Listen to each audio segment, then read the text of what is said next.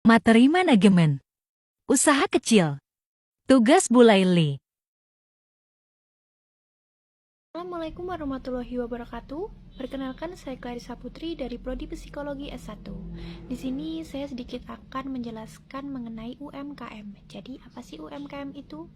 Menurut saya pribadi, UMKM itu adalah usaha perorangan maupun badan usaha yang telah memenuhi kriteria sebagai usaha mikro. Usaha perorangan ini kemudian dikembangkan sehingga menciptakan nilai jual.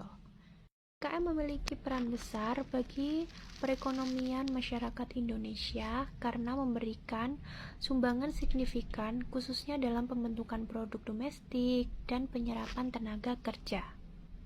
Apakah di dalam UMKM itu perlu ada organisasi dan manajemennya?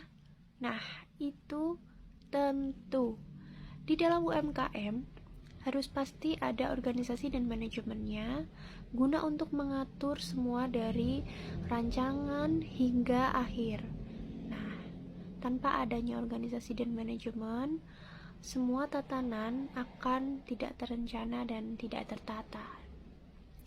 Dalam UMKM itu organisasinya berbeda-beda karena adanya perubahan yang dilakukan UMKM atau transformasi. Tahap pertumbuhan UMKM itu ada 4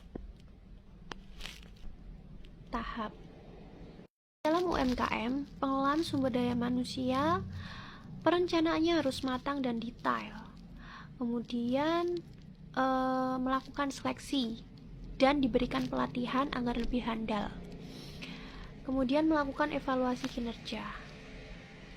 Contohnya seperti sesudah dan sebelum kerja itu harus diberikan evaluasi kinerja karena kesejahteraan karyawan itu harus diperhatikan agar kinerjanya baik.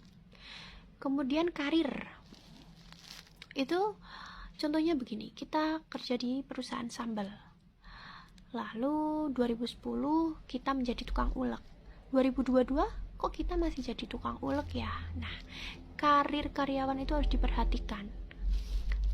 Setiap tahun atau berapa tahun gitu diberikan reward agar karyawannya itu sejahtera, karena terciptanya perusahaan yang sukses itu berkat karyawannya juga.